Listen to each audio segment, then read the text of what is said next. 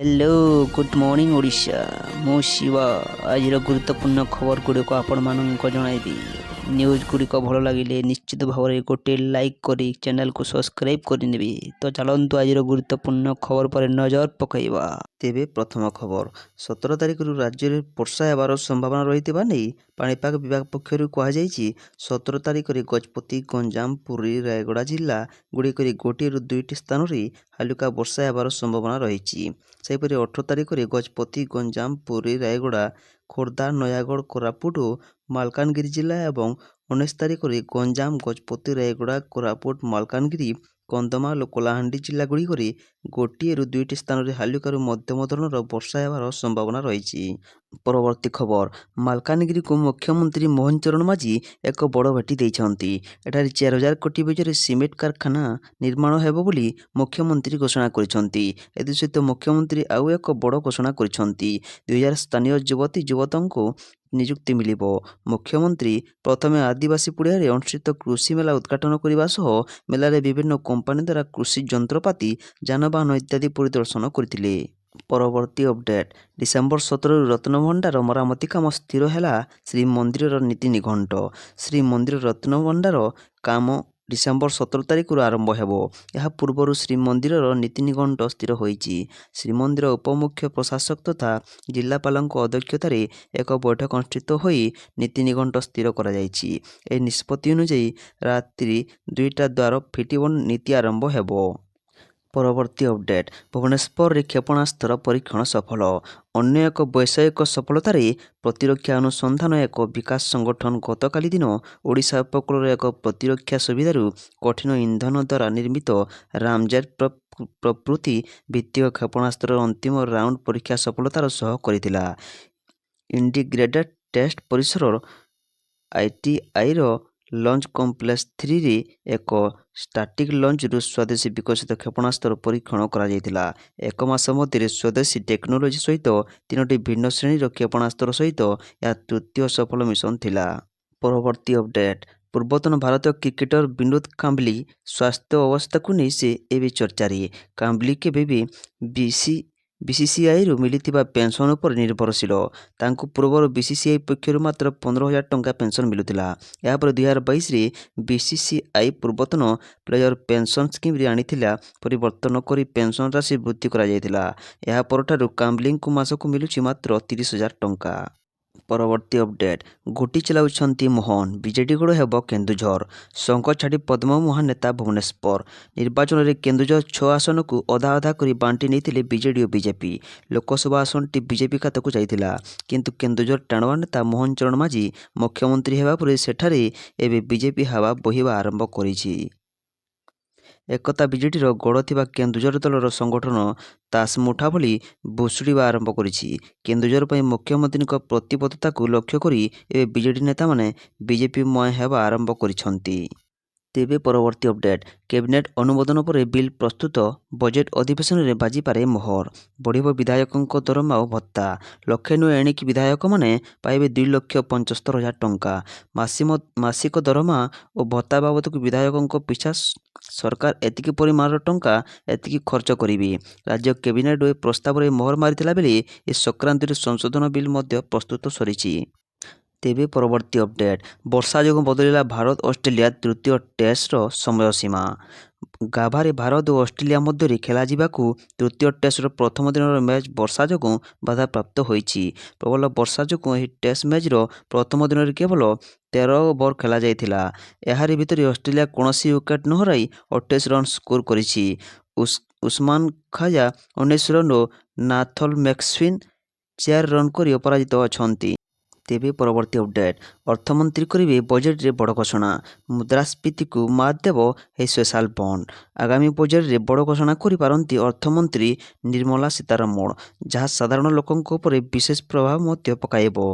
फल अर्थमंत्री ए घोषणा को एबे अपेक्षा करिसंती साधारण जनता। तेबे परवर्ती अपडेट थरुची ओडिशा 15 डिग्री तले ओडिशार एकाधिर सहर। ओडिशा रे एबे शीतलहरी जारी रही। राज्यर विभिन्न अंचल तापमात्रा कमी प्रबल ଥଣ୍ଡା ଅନୁଭୂତ ହେଉଛି। ଶନିବାର ସକାଳେ ରାଜ୍ୟର ଏକାଧିକ ସହର ତାପମାତ୍ରା 15 ଡିଗ୍ରୀ ସେଲସିୟସ୍ ତଳେ ରେକର୍ଡ କରାଯାଇଛି। ଆଗକୁ ଆହୁରି ଶୀତ ବଢ଼ିବାର ସମ୍ଭାବନା ରହିଛି। ଏନେଇ ଭୁବନେଶ୍ୱରସ୍ଥିତ ଆଞ୍ଚଳିକ ପାଣିପାଗ କେନ୍ଦ୍ର ପକ୍ଷରୁ ସୂଚନା ଦିଆଯାଇଛି। ଗତ 24 ଘଣ୍ଟାରେ ଉଦୟଗିରିରେ 5.2 ଡିଗ୍ରୀ ସହର ରାଜ୍ୟର ସର୍ବନିମ୍ନ ତାପମାତ୍ରା ରେକର୍ଡ କରାଯାଇଛି।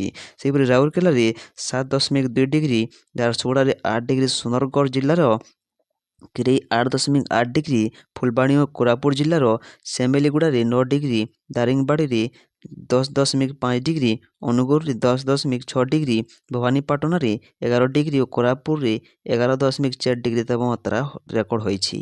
ତେବେ ପରବର୍ତ୍ତୀ ଅପଡେଟ୍, ଡିସେମ୍ବର 16ରେ ଦେଶବ୍ୟାପୀ ଟ୍ରାକ୍ଟର ରାଲି କରିବେ କୃଷକ, ଘୋଷଣା କଲେ ସରବନ ସିଂର ପନ୍ଧେର। ସର୍ବନିମ୍ନ ସହାୟକ ମୂଲ୍ୟ MSP ଏବଂ ଅନ୍ୟ କେତେକ ଦାବି ନେଇ ଆନ୍ଦୋଳନ କରୁଥିବା କୃଷକ ଶନିବାର ଶମ୍ଭୁବଡ଼ରୁ ଦିଲ୍ଲୀ ଅଭିମୁଖେ ଯାତ୍ରା ଆରମ୍ଭ କରିଛନ୍ତି। ବ୍ୟାରିକେଡ୍ ହଟାଇବାକୁ ଚେଷ୍ଟା କରିବାକୁ ଆନ୍ଦୋଳନ କୃଷକଙ୍କ ଉପରେ ପୋଲିସ ଲୁହାବୁହା ଗ୍ୟାସ୍ ଏବଂ ୱାଟର କ୍ୟାନର ବ୍ୟବହାର କରିଛି। ଏଥିରେ ଅନେକ କୃଷକ ଆହତ ହୋଇଥିବା ଜଣାପଡ଼ିଛି। ଏହାପରେ ଦିଲ୍ଲୀ ଚଲୋ ରାଲି ସ୍ଥଗିତ ରଖାଯାଇଛି। ଏହାରି ମଧ୍ୟରେ ଚାଷୀ ନେତା ସରବନ ସିଂ ପନ୍ଧେର ଦେଶବ୍ୟାପୀ ଟ୍ରାକ୍ଟର ରାଲି କରିବାକୁ ଆହ୍ୱାନ ଦେଇଛନ୍ତି। ସେ କହିଛନ୍ତି, ଡିସେମ୍ବର 16 ସୋମବାରରେ ପଞ୍ଜାବ ବ୍ୟତୀତ ଦେଶର ବାକି ରାଜ୍ୟରେ ଟ୍ରାକ୍ଟର ମାର୍ଚ୍ଚ ହେବ। ଏହାପରେ ଡିସେମ୍ବର 18ରେ 12ରୁ 3ଟା ପର୍ଯ୍ୟନ୍ତ ପଞ୍ଜାବରେ ରେଲ ରୋକ କରାଯିବ। ସେ କୃଷକମାନଙ୍କୁ ପ୍ଲାଟଫର୍ମ ଏବଂ ରେଳ ଫାଟକ ସବୁ ବନ୍ଦ କରିବାକୁ ଆହ୍ୱାନ କରିଛନ୍ତି। ସେପଟେ ହରିୟାଣାରେ ପୋଲିସର କାର୍ଯ୍ୟାନୁଷ୍ଠାନ ଯୋଗୁଁ 17-18 କୃଷକ ଆହତ ହୋଇଛନ୍ତି ବୋଲି ସେ ଦାବି କରିଛନ୍ତି। ତେବେ ପରବର୍ତ୍ତୀ ଅପଡେଟ୍, EPFର 50% ଅର୍ଥରାଶି ATM ମାଧ୍ୟମରେ ଉଠାଇ ପାରିବେ କି କର୍ମଚାରୀ? ଜାଣନ୍ତୁ। EPF ଟଙ୍କା ATMରୁ ଉଠାଇବାକୁ ନେଇ ଖବର ଆସିବା ମାତ୍ରେ EPF ଗ୍ରାହକଙ୍କୁ ଏକ ବଡ଼ ଆଶ୍ୱସ୍ତି ମିଳିଛି। କେନ୍ଦ୍ର ଶ୍ରମ ସଚିବ ସୁମିତା ଡାୱାର ଶୁକ୍ରବାର ସୂଚନା ଦେଇଛନ୍ତି ଯେ ATMରୁ ପ୍ରୋଭିଡେଣ୍ଟ ଫଣ୍ଡ ଟଙ୍କା ଉଠାଇବାର ସୁବିଧା ଆସନ୍ତା ବର୍ଷଠାରୁ ଆରମ୍ଭ ହେବ। ବର୍ତ୍ତମାନ ଏହା ସ୍ପଷ୍ଟ ହୋଇଛି ଯେ EPF ଟଙ୍କା ଉଠାଣ ଯୋଜନା ଅଧୀନରେ ପ୍ରୋଭିଡେଣ୍ଟ ଫଣ୍ଡ ସଦସ୍ୟ କିମ୍ବା ଗ୍ରାହକମାନେ ବ୍ୟାଙ୍କିଂ ଭଳି ସୁବିଧା ପାଇପାରିବେ। ATMରୁ PF ରାଶି ଉଠାଣ ପାଇଁ ଏକ ସ୍ୱତନ୍ତ୍ର କାର୍ଡ ଦିଆଯାଇପାରେ ବୋଲି ସମ୍ଭାବନା ରହିଛି। ସୁମିତା ଡାୱରା କହିବା ଅନୁଯାୟୀ ଏଥିପାଇଁ ହାର୍ଡୱେର ଅପଡେଟ୍ ହେବ ଏବଂ ଏହାପରେ ନୂତନ ସିଷ୍ଟମ ଆରମ୍ଭ ହୋଇପାରେ ବୋଲି EPF ସଦସ୍ୟମାନଙ୍କୁ ବର୍ତ୍ତମାନ ଟଙ୍କା ଉଠାଣ ପାଇଁ 7ରୁ 10 ଦିନ ଅପେକ୍ଷା କରିବାକୁ ପଡ଼ିବ। ଭବିଷ୍ୟନିଧି ସଂଗଠନର ସଦସ୍ୟମାନଙ୍କ ପାଇଁ ଏହା ଏକ ଗୁରୁତ୍ୱପୂର୍ଣ୍ଣ ଖବର ଯେ ସେମାନେ କାର୍ଡ ପରି ATM ମାଧ୍ୟମରେ ସେମାନଙ୍କ ପ୍ରୋଭିଡେଣ୍ଟ ପାଣ୍ଠିରୁ ମୋଟ ଜମା ରାଶିର ମାତ୍ର 50% ଉଠାଇ ପାରିବେ। ତେବେ ପରବର୍ତ୍ତୀ ଅପଡେଟ୍, 4 ସହରରେ ପ୍ରଦୂଷଣ ଭୟଙ୍କର, ଓଡ଼ିଶାରେ 3 ଗୁଣା ବଢ଼ିଲାଣି ଫୁସ୍ଫୁସ୍ ଜନିତ ରୋଗ। ଆଖି ପୋଡ଼ୁଛି, ଖେଞ୍ଚି ହେଉଛି, ନାକ ରୁନ୍ଧି ହୋଇଗଲା ଭଳି ଲାଗୁଛି, ଘନ ଘନ କାଶରେ ବିଗିଡ଼ି ଗଲାଣି ଶରୀର। ପ୍ରତିଦିନ ଏମିତି ସ୍ୱାସ୍ଥ୍ୟ ସମସ୍ୟା ନେଇ ଭୁବନେଶ୍ୱର, ତାଳଚେର, ଅନୁଗୁଳ, କଟକ ସମେତ ବିଭିନ୍ନ ସହର ହସ୍ପିଟାଲରେ ରୋଗୀ ଭିଡ଼। ସମ୍ ହସ୍ପିଟାଲରେ ଛାତି ରୋଗ ବିଶେଷଜ୍ଞ ଡକ୍ଟର ବନାନୀ ଜେନାଙ୍କ କହିବା ଅନୁସାରେ ରାଜ୍ୟରେ ଫୁସ୍ଫୁସ୍ ରୋଗୀଙ୍କ ସଂଖ୍ୟା ଦ୍ରୁତ ଗତିରେ ବଢ଼ୁଛି। 10 ବର୍ଷ ପୂର୍ବରୁ ସ୍ଥିତି ଓ ଆଜିର ସ୍ଥିତି ଭିତରେ ବିରାଟ ଫରକ ଆସିଛନ୍ତି। ପୂର୍ବାପେକ୍ଷା ପ୍ରାୟ 3 ଗୁଣା ବଢ଼ି ଚାଲିଛି ଏଭଳି ରୋଗୀଙ୍କ ସମସ୍ୟା। ବାୟୁମଣ୍ଡଳରେ ଯେଉଁଭଳି ହାରରେ ପ୍ରଦୂଷଣ ମାତ୍ରା ବଢ଼ି ଚାଲିଛି ତାହା ମଣିଷର ସ୍ୱାସ୍ଥ୍ୟ ବିଗାଡ଼ୁଛି। ତଣ୍ଟି, ନାକ, ଆଖିରେ ସମସ୍ୟା ଉପୁଜୁଛି। ଆଲର୍ଜି ମଧ୍ୟ ବଢ଼ୁଛି। ନିଶ୍ୱାସ ପ୍ରଶ୍ୱାସରେ ବହୁ ସମସ୍ୟା ଦେଖିବାକୁ ମିଳୁଛି। ଚିନ୍ତାର ବିଷୟ ହେଲା ସବୁ ବର୍ଗ ଏଥିରେ ପ୍ରଭାବିତ। ତେବେ ପରବର୍ତ୍ତୀ ଅପଡେଟ୍, 2 ଦିନ ହେଲା ଏୟାରପୋର୍ଟରେ ବସିଛନ୍ତି 400 ଯାତ୍ରୀ, ଆସୁନି ବିମାନ। ଦିଲ୍ଲୀଠାରୁ ପ୍ରାୟ 45 କିଲୋମିଟର ଦୂର ଏକ ଏୟାରପୋର୍ଟରେ ଫସି ରହିଛନ୍ତି 400 ଯାତ୍ରୀ। ଘଣ୍ଟେ କି 2 ଘଣ୍ଟା ନୁହେଁ, ଏକାକେ ବେଲେ 2 ଦିନ ହେବ ସେମାନେ ଫସି ରହିଛନ୍ତି। ଏବେ ବି ସେମାନେ ଭାରତ ଆସିବାକୁ ଅପେକ୍ଷା କରିଛନ୍ତି। ଘଟଣା ସତ, ଇଣ୍ଡିଗୋ ବିମାନରେ ଇସ୍ତାନବୁଲର ଦିଲ୍ଲୀ ଏବଂ ମୁମ୍ବାଇକୁ ଆସିବା ପାଇଁ ପ୍ରାୟ 400 ଯାତ୍ରୀ ତୁର୍କୀ ବିମାନ ବନ୍ଦରରେ ଫସି ରହିଛନ୍ତି। 2 ଦିନ ହେଲା ଯାତ୍ରୀମାନେ ବିମାନ ବନ୍ଦରରେ ଅଛନ୍ତି। ଏହି ଯାତ୍ରୀମାନେ ଏବେ ସୁଦ୍ଧା ଜାଣିପାରୁନାହାନ୍ତି ଯେ ସେମାନେ କେବେ ଭାରତ ଆସିବେ। ଯେତେବେଳେ ଯାତ୍ରୀମାନେ ଅନ୍ୟ କୌଣସି ଉପାୟ ପାଇଲେ ନାହିଁ, ସେତେବେଳେ ସେମାନେ ସୋସିଆଲ ମିଡ଼ିଆରେ ନିଜର ଦୁଃଖ କାହାଣୀ ଓ ଅନୁଭବ ବଖାଣିଲେ। ଇସ୍ତାନବୁଲରେ ଫସି ରହିଥିବା ଏହି ଯାତ୍ରୀମାନେ ଦାବି କରିଛନ୍ତି ଇଣ୍ଡିଗୋ ବିମାନ କର୍ତ୍ତୃପକ୍ଷ ଏଥିପାଇଁ କ୍ଷମା ପ୍ରାର୍ଥନା କରିବା ସହ କ୍ଷତିପୂରଣ ଦେବା ଉଚିତ। ତେବେ ପରବର୍ତ୍ତୀ ଅପଡେଟ୍, ଓଡ଼ିଶାରେ ହେବ ବସୁନ୍ଧରା ଯୋଜନାରେ ପରିବର୍ତ୍ତନ, ରାଜସ୍ୱ ମନ୍ତ୍ରୀ ସୁରେଶ ପୂଝାରୀ। ଆଜି ସମ୍ବଲପୁର ଜିଲ୍ଲାପାଳଙ୍କ ସମ୍ମିଳନୀ କକ୍ଷରେ ରାଜସ୍ୱ ମନ୍ତ୍ରୀ ସୁରେଶ ପୂଜାରୀଙ୍କ ସମୀକ୍ଷା ବୈଠକ ଅନୁଷ୍ଠିତ ହୋଇଯାଇଛି। ଧାନ କିଣା ବିକା, ଇନପୁଟ ସବସିଡି ପ୍ରଦାନ ଏବଂ ରାଜସ୍ୱ ବିଭାଗ ବିଭିନ୍ନ ସେବାର ଅଗ୍ରଗତି ନେଇ ଆଜି ଏହି ସମୀକ୍ଷା ବୈଠକ ଅନୁଷ୍ଠିତ ହୋଇଛି। ଚାଷୀମାନେ କେମିତି ସୁରୁଖୁରୁରେ ଧାନ ବିକ୍ରି କରିପାରିବେ ସେ ନେଇ ସମୀକ୍ଷା ହୋଇଥିଲା। ଏହା ସହ କେମିତି ଇନପୁଟ ସବସିଡି ଠିକରେ ଯାଇପାରିବେ ସେ ନେଇ ମଧ୍ୟ ସମୀକ୍ଷା ହୋଇଛି। ଏହା ବାଦ ରାଜସ୍ୱ ବିଭାଗର ସେବା କେମିତି ଜନସାଧାରଣଙ୍କ ଭଲ ଭାବରେ ପାଇବେ ଓ ଭୂମିହୀନ ଜମି ପାଇବେ ସେ ନେଇ ସମୀକ୍ଷା ହୋଇଛି। ତେବେ ଓଡ଼ିଶାରେ ବସୁନ୍ଧରା ଯୋଜନାରେ ପରିବର୍ତ୍ତନ ହେବା ନେଇ ମନ୍ତ୍ରୀ କହିଛନ୍ତି। ତେବେ ପରବର୍ତ୍ତୀ ଅପଡେଟ୍, 1 କୋଟି ନୂଆ ଘର ପାଇଁ ପିଏମ୍ ଆବାସ ଯୋଜନାରେ ଆରମ୍ଭ ହେଲା ଆବେଦନ। ପ୍ରଧାନମନ୍ତ୍ରୀ ମୋଦିଙ୍କ ନେତୃତ୍ୱାଧୀନ କେନ୍ଦ୍ର ସରକାର ପିଏମ୍ ଆବାସ ଯୋଜନା 2 ଆସିଛି। ଏଥିରେ ଲୋକଙ୍କୁ ଘର ତିଆରି ପାଇଁ ଆର୍ଥିକ ସହାୟତା ପ୍ରଦାନ କରାଯିବ। ସହର କ୍ଷେତ୍ରରେ ଆର୍ଥିକ ଭାବେ ଦୁର୍ବଳ ଏବଂ ମିଡିଲ କ୍ଲାସ ପରିବାରଙ୍କ ପାଇଁ 9 ଅଗଷ୍ଟ 2024ରେ କେନ୍ଦ୍ରୀୟ ମନ୍ତ୍ରିମଣ୍ଡଳ PMAY 2କୁ ମଞ୍ଜୁରୀ ଦିଆଯାଇଛି। ତେବେ ପରବର୍ତ୍ତୀ ଅପଡେଟ୍, ଅଲ୍ଲୁ ଅର୍ଜୁନ ଆସିବେ ବୋଲି 2 ଦିନ ପୂର୍ବରୁ ଦିଆଯାଇଥିଲା ସୂଚନା। ସାଉଥ ସୁପରଷ୍ଟାର ଅଲ୍ଲୁ ଅର୍ଜୁନ ଗିରଫ ହେବା ପରେ ତାଙ୍କୁ ତେଲେଙ୍ଗାନା କୋର୍ଟ ଅନ୍ତରୀଣ ଜାମିନ ଦେଇଛନ୍ତି। ମାତ୍ର ହାଇଦ୍ରାବାଦର ଯେଉଁ ସନ୍ଧ୍ୟା ଥିଏଟରରେ ଦଳାଚକଟା ଘଟଣାରେ ଅଲ୍ଲୁ ଅର୍ଜୁନ ଗିରଫ କରାଯାଇଥିଲା, ସେହି ଥିଏଟର ମ୍ୟାନେଜମେଣ୍ଟ ଦାବି କରିଛି ଯେ ପୁଷ୍ପା 2ର ପ୍ରିମିୟମ ସ୍କ୍ରିନିଂ ପାଇଁ ଅଭିନେତା ଆସିବାର 2 ଦିନ ପୂର୍ବରୁ ସେମାନେ ସୁରକ୍ଷା ପାଇଁ ପୁଲିସକୁ ସୂଚନା ଦେଇଥିଲେ। ଡିସେମ୍ବର 4 ଅଲ୍ଲୁଙ୍କ ପ୍ରିମିୟମ ଶୋରେ ଯୋଗ ଦେଇଥିବା ଜଣେ ମହିଳାଙ୍କ ମୃତ୍ୟୁ ଅଭିଯୋଗରେ ସାଉଥ ସୁପରଷ୍ଟାରଙ୍କୁ ଗିରଫ କରାଯାଇଛି। ବର୍ତ୍ତମାନ ଏହି ଘଟଣାରେ ଏକ ବଡ଼ ସତ ସାମ୍ନାକୁ ଆସିଛି, ଯେଉଁଥିରେ ପ୍ରକାଶ ପାଇଛି ଯେ ସନ୍ଧ୍ୟା ସିନେମା ହଲ୍ରେ ଘଟଣାର 2 ଦିନ ପୂର୍ବରୁ ପୁଲିସଠାରୁ ସୁରକ୍ଷା ମଗାଯାଇଥିଲା, ଯେଉଁଥିରେ ପୁଲିସ କୌଣସି ପଦକ୍ଷେପ ନେଇନଥିଲା। ଏହି ସମ୍ପର୍କିତ ଏକ ଚିଠି ସୋସିଆଲ ମିଡ଼ିଆରେ ଭାଇରାଲ ହେଉଛି, ଯେଉଁଥିରେ ସନ୍ଧ୍ୟା ସିନେମା ହଲ୍ ଡିସେମ୍ବର 2ରେ ପୁଲିସକୁ ଏକ ଚିଠି ଲେଖିଥିଲା। ଏଥିରେ ଡିସେମ୍ବର 4 ପାଇଁ ସୁରକ୍ଷା ମଗାଯାଇଥିଲା। ତେବେ ପରବର୍ତ୍ତୀ ଅପଡେଟ୍, ଆଜିଠୁ 2 ଦିନ ମୁଖ୍ୟ ସଚିବମାନଙ୍କ ଜାତୀୟ ସମ୍ମିଳନୀରେ ଅଧ୍ୟକ୍ଷତା କରିବେ ପ୍ରଧାନମନ୍ତ୍ରୀ।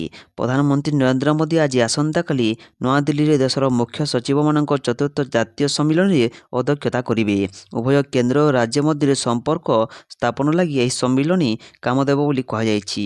ସଂଘୀୟ ବ୍ୟବସ୍ଥାକୁ ମଜବୁତ କରିବା ଲାଗି ଏହା ପ୍ରଧାନମନ୍ତ୍ରୀଙ୍କ ଦୂରଦୃଷ୍ଟି ବୋଲି ବିବେଚନା କରାଯାଏ।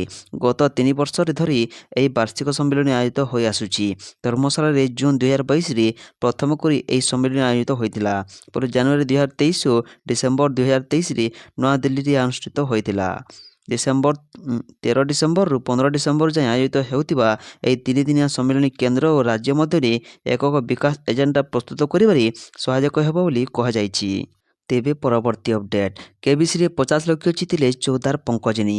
ରିଆଲିଟି ଶୋ କୌନ ବନେଗା କରୋଡ଼ପତିରେ ଜଲବା ଦେଖାଇଛନ୍ତି କଟକ ଚୌଦାରର ମହିଳା ବ୍ୟବସାୟୀ ପଙ୍କଜିନୀ ଦାସ। 50 ଲକ୍ଷ ଟଙ୍କା ଜିତି ସେ କେବିସିରୁ ଓହରି ଯାଇଛନ୍ତି। 1 କୋଟି ଟଙ୍କାର ଅନ୍ତିମ ପ୍ରଶ୍ନର ଉତ୍ତର ସେ ଜାଣିଥିଲେ ସୁଦ୍ଧା କୌଣସି ରିସ୍କ ନେବାକୁ ଚାହିଁନଥିଲେ।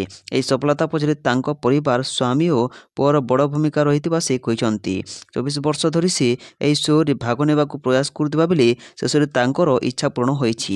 ଶୋର ହୋଷ୍ଟ ଅମିତାଭ ବଚ୍ଚନଙ୍କ ସହ ସିଧାସଳଖ କଥା ହେବାର ସୁଯୋଗ ପାଇବା ଏହି ଲୋକପ୍ରିୟ ଶୋରେ ଭାଗ ନେଇ ସେ ବେଶ ଖୁସି ବ୍ୟକ୍ତ କରିଛନ୍ତି। ତେବେ ପରବର୍ତ୍ତୀ ଅପଡେଟ୍, ଆଧାର କାର୍ଡଧାରୀଙ୍କ ପାଇଁ ବଡ଼ ଖବର। Unique identification authority of India ପୁଣି ଥରେ ଆଧାରକୁ ଅପଡେଟ୍ କରିବାର ସମୟସୀମାକୁ 6 ମାସ ପର୍ଯ୍ୟନ୍ତ ବୃଦ୍ଧି କରିଛି। ଆଧାରକୁ ମାଗଣାରେ ଅପଡେଟ୍ କରିବାର ଶେଷ ସମୟ 14 ଡିସେମ୍ବର 2024 ପର୍ଯ୍ୟନ୍ତ ଥିଲା। ବର୍ତ୍ତମାନ ଏହାକୁ 15 ଜୁନ 2025କୁ ବୃଦ୍ଧି କରାଯାଇଛି। ସରକାର ଏହି ସମୟସୀମାକୁ ଅନେକ ଥର ବୃଦ୍ଧି କରିସାରିଛନ୍ତି। ଏହା ପୂର୍ବରୁ 3 ମାସ ପାଇଁ ବୃଦ୍ଧି କରାଯାଇଥିଲା ବେଳେ ଏଥର ସମୟସୀମା 6 ମାସକୁ ବୃଦ୍ଧି କରାଯାଇଛି। Unique identification authority of India ଫେସବୁକରେ ଏକ ପୋଷ୍ଟ ମାଧ୍ୟମରେ ସୂଚନା ଦେଇଛି। ଆଧାର କେନ୍ଦ୍ରଗୁଡ଼ିକରେ ଅଫଲାଇନ୍ ଅପଡେଟ୍ ପାଇଁ ଦେୟ ଆଦାୟ କରାଯାଇଥାଏ, କିନ୍ତୁ ମାଇଁ ଆଧାର ପୋର୍ଟାଲରେ ମାଗଣାରେ ଆଧାର ଅପଡେଟ୍ କରିବାର ସୁବିଧା ଉପଲବ୍ଧ ରହିଛି। ଏହାର ଅର୍ଥ ହେଉଛି ଯଦି ଆପଣ ଆଧାର କେନ୍ଦ୍ରକୁ ଯାଇ କୌଣସି ସୂଚନା ଅପଡେଟ୍ କରିବାକୁ ଚାହାନ୍ତି, ତେବେ ଆପଣଙ୍କୁ ଏଥିପାଇଁ ଦେୟ ଦେବାକୁ ପଡ଼ିବ। ଆଧାର ଅପଡେଟ୍ ପାଇଁ ଆପଣଙ୍କୁ 2ଟି ଗୁରୁତ୍ୱପୂର୍ଣ୍ଣ ଡକୁମେଣ୍ଟ ଦରକାର ପଡ଼ିବ। ପ୍ରଥମଟି ହେଉଛି ପରିଚୟପତ୍ର ଏବଂ ଦ୍ୱିତୀୟ ଠିକଣାପତ୍ର। ବର୍ତ୍ତମାନ ସମୟରେ ଆଧାର ଏକ ଗୁରୁତ୍ୱପୂର୍ଣ୍ଣ ଡକୁମେଣ୍ଟରେ ପରିଣତ ହୋଇଛି, ଯାହା ସରକାରୀ ଯୋଜନା, ବ୍ୟାଙ୍କ ଆକାଉଣ୍ଟ ଖୋଲିବା, ଟ୍ରେନ୍ ଓ ଫ୍ଲାଇଟ୍ ଟିକେଟ ବୁକିଂ ଭଳି ଅନେକ କାର୍ଯ୍ୟରେ ବ୍ୟବହୃତ ହେଉଛି।